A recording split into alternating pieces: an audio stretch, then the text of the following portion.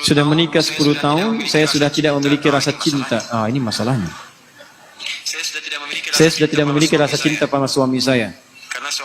Karena suami saya setiap menyelesaikan masalah selalu kasar, menghina, bentak, bahkan mukul.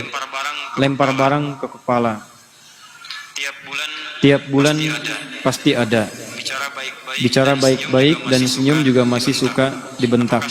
Apakah saya berdosa jika saya sudah tidak mencintainya? Begini. Saya tarik napas dulu ya. Pertama, saya ucapkan selamat kepada ibu. Allah titipkan pria itu kepada ibu, bukan perempuan lain. Dan hebatnya ibu bertahan dengan 10 tahun. Dibentak-bentak, dilempar. Anda bayangkan, perempuan lain mungkin dilempar sehari, sudah nggak kuat. Ibu 10 tahun tuh. Ya, luar biasa. Saya ucapkan selamat, yang dipilih ibu bukan perempuan yang lain. Berarti ada hikmah terbesar yang ingin Allah berikan kepada ibu. Seperti Allah titipkan Fir'aun kepada Asia. Karena yang kuat cuman Asia, yang kuat cuman ibu, bukan perempuan yang lain. Karena itu dititipkan kepada ibu karena ada nilai-nilai kemuliaan yang tidak ibu bayangkan sebelumnya. Pertama, teman-teman sekalian, perhatikan sini. Rumah tangga itu bagian dari dakwah. Bukan sekedar dakwah biasa, tapi bekal untuk mencari kemuliaan akhirat. Lihat sini. Rumah tangga itu sesungguhnya bekal berpartner, bekerja sama untuk mencari kemuliaan akhirat. Tapi banyak orang keliru kemudian menggunakan dan mengelola perangkat akhirat ini sehingga melihatnya hanya sekedar kebutuhan dunia saja.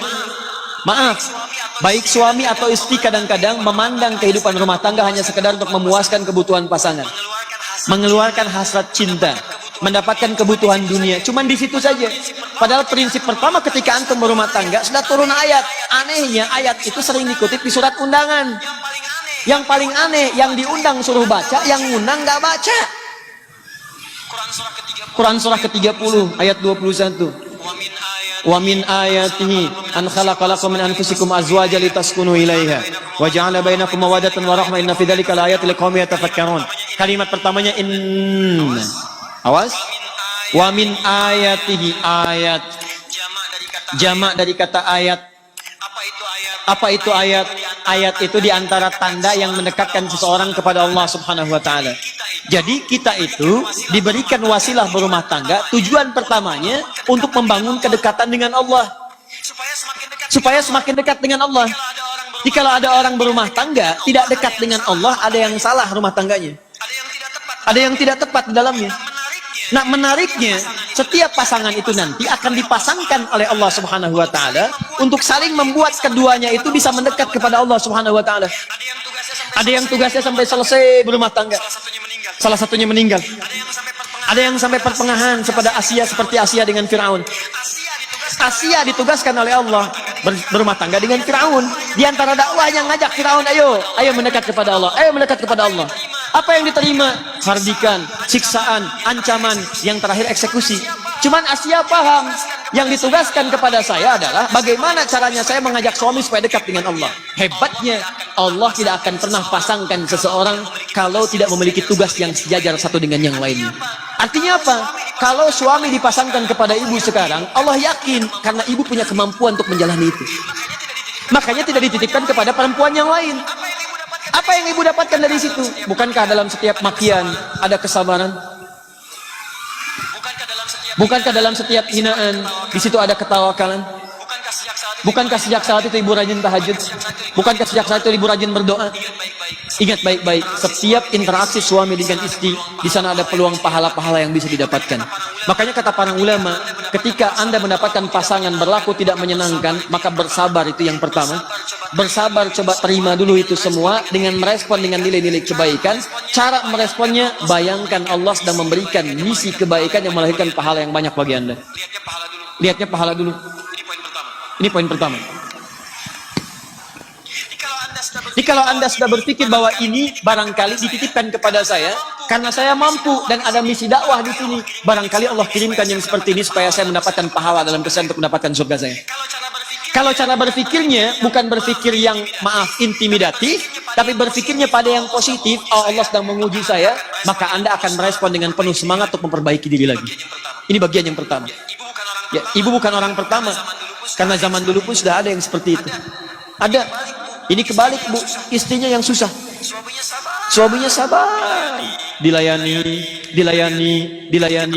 Ketika tetangganya mengadukan, ini kisah nyata. Ketika tetangganya mengadukan, kenapa engkau bertahan dengan perempuan seperti itu? Dia kan nggak baik. Langsung dia menyelah.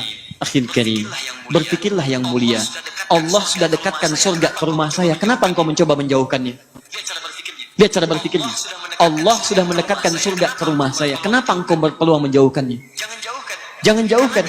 Karena dia melihat ini sebagai surga saya nih. Ya, dia titipkan kepada saya bisa melayani dia. Dia marah, saya dapat kesabaran. Saya doakan dia. Nah, dia berpikir dengan marahnya, pahala diberikan. Dan dia merasa, oh ini mungkin Allah tugaskan pada saya untuk merubah dia. Sampai titik kesanggupan saya. Kalau sampai saya meninggal, berarti di situ akhir pengabdian saya. Kalau di jalan dia membuat saya jauh dari Allah, dilarang sholat, dilarang ini, dilarang itu, maka Allah turunkan syariat yang berikutnya. Apa itu? Ada mediasi. Quran surah ke-4 ayat 34. Komunikasi dulu. Kalau sudah kurang baik, coba berpisah sementara waktu untuk saling merenung. Kalau juga belum ada solusinya, kemudian beri pelajaran yang membuat mengerti. Ya, ketika tidak dimasakkan bagaimana responnya, ketika dipisahkan bagaimana responnya. Kalau masih belum mengerti juga, cari orang baik untuk menyatukan. Ayat 35-nya. Lihat baik-baik, wa in khiftum shiqaqa bainihima fab'athu hakaman min ahli wa hakaman min ahliya. Kalau semua sudah ditempuh, Allah kasih jalan keluar. Tugas kamu selesai sampai di sini, ya silahkan kerjakan, tingkatkan ibadah yang lain. Mungkin suami kamu akan mendapatkan pencerahan dari yang lain. Semua jalannya ada. Tapi jalan yang pertama, jangan pernah berpikir untuk berpisah dahulu. Cara berpikirnya adalah, mungkin bukan cinta yang Allah tugaskan kepada saya, tapi surga yang sedang Allah turunkan kepada saya. Kalau cara berpikirnya begitu, nyaman. Ada yang ditukar, Bu. Suaminya, maaf ya, dibanding saya, wah, masih ganteng tengkuis tuh lah pokoknya. Ya. Istrinya cantik luar biasa, dibanding ibu masih cantik dia. Anak kebayang nggak? Jadi suaminya cantik luar biasa, cantik indah. Maaf, istrinya cantik. Gara-gara antum sih kenal Firaun. Ya.